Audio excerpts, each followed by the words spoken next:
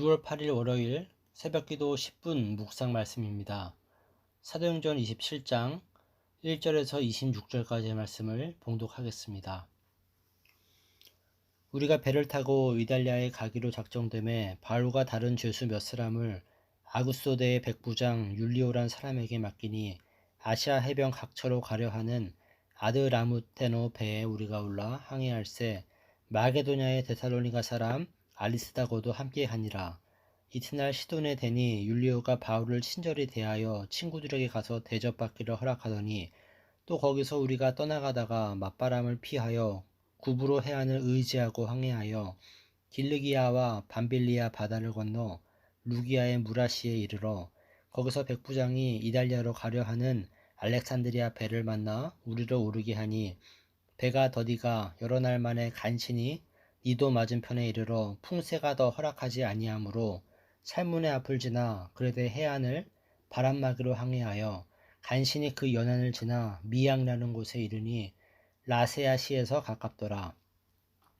여러 날이 걸려 금식하는 절기가 이미 지났으므로 항해하기가 위태한지라 바울이 그들을 권하여 말하되 여러분이여 내가 보니 이번 항해가 하물과 배만 아니라 우리 생명에도 타격과 많은 손해를 끼치리다 하되 백부장이 선장과 선주의 말을 바울의 말보다 더 믿더라.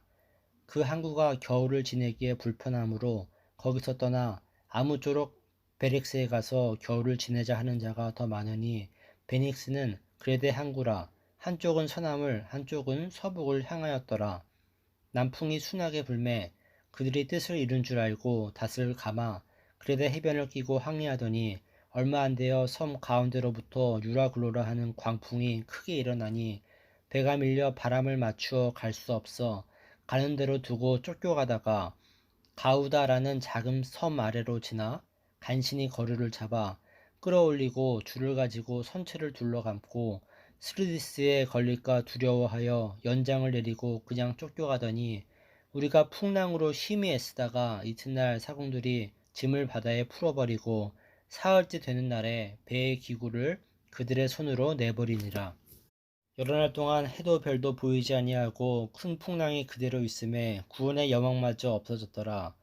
여러 사람이 오래 먹지 못하였음에 바울이 가운데 서서 말하되 여러분이여 내 말을 듣고 그레데에서 떠나지 아니하여 이 타격과 손상을 면하였더라면 좋을 뻔하였느니라.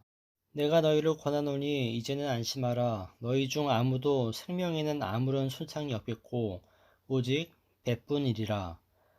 내가 속한 바 곧 내가 섬기는 하나님의 사자가 어젯밤에 내 곁에 서서 말하되 바울아 두려워하지 말라. 내가 가이사 앞에 서야 하겠고 또 하나님께서 너와 함께 항해하는 자를 다 내게 주셨다 하였으니 그러므로 여러분이여 안심하라. 나는 내게 말씀하신 그대로 되리라고 하나님을 믿노라. 그런즉 우리가 반드시 한 섬에 걸리리라 하더라. 사도행전 27장부터는 바울이 죄수로 잡혀 로마로 가는 여정이 소개됩니다.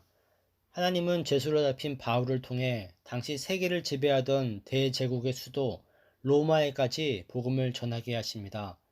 그런데 바울이 배를 타고 로마로 가던 중에 뜻하지 않은 자연재해가 발생합니다.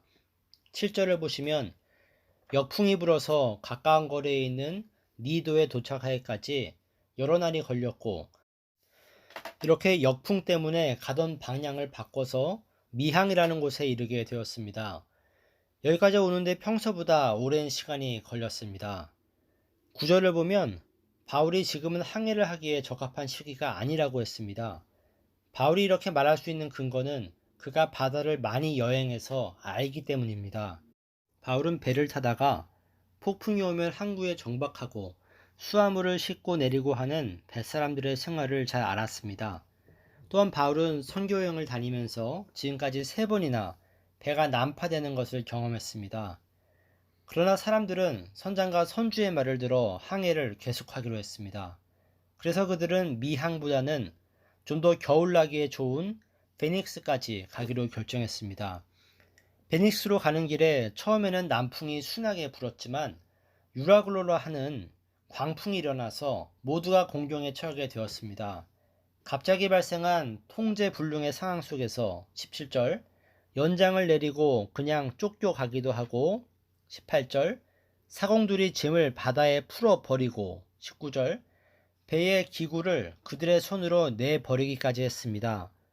그럼에도 불구하고 바람은 그치지 않고 며칠을 더 표류하게 되자 사람들은 구원의 소망을 버리게 되었습니다.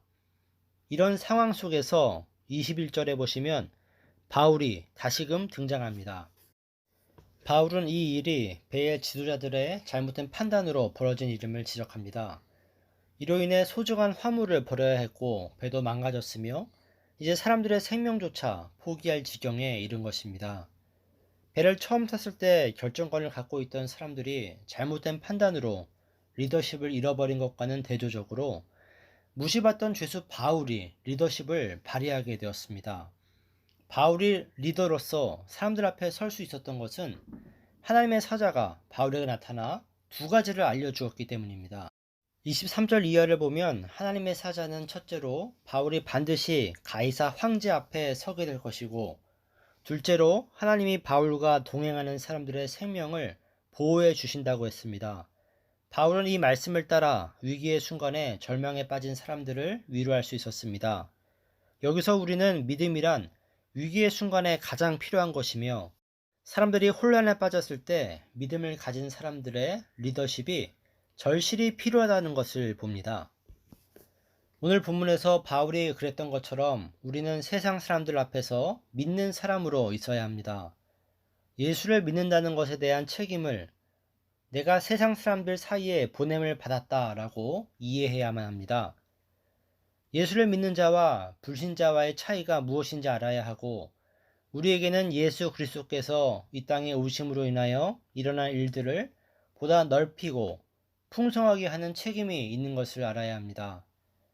하나님은 가나안 땅에 아브라함을 불러서 그를 만나는 모든 사람이 복을 받게 하시고 그들 앞에 하나님의 뜻을 펼치셨습니다. 그런데 우리도 아브라함처럼 쓰임을 받고 있습니다. 우리 믿는 자들의 복이면서 책임인 것은 우리를 통해 하나님의 은혜와 하나님을 알게 되는 일이 일어난다는 것입니다. 우리는 파송을 받은 선교사처럼 우리가 있는 그곳에서 하나님이 간섭하시고 인도하십니다. 그렇기 때문에 우리가 지금 있는 자리에서 해야 할 첫 번째 책임은 하나님이 이 사회와 이 시대에 복을 베푸실 수 있도록 하나님의 사람으로 사는 것입니다. 우리가 정치인이 되고 높은 사람이 되어서 이 사회에 이바지하는 것이 아니라 하나님이 복을 베푸실 수 있는 사람으로 있는 것입니다. 우리의 삶에서 맡겨진 모든 일들에 대하여 하나님의 사람으로 살아야 하며, 모든 일에 하나님의 은혜를 구하며 그의 기뻐하심을 소원하는 사람이 되어야 합니다. 우리는 성도이며 하나님의 자녀라고 하는 신분과 가치를 알아야만 합니다. 그것은 우리 한 사람이 없어서 지금 이 사회가 하나님의 외면함을 받을 수 있고, 우리 한 사람으로 인해 이 사회가 하나님의 은혜와 긍휼을 받는다는 것입니다.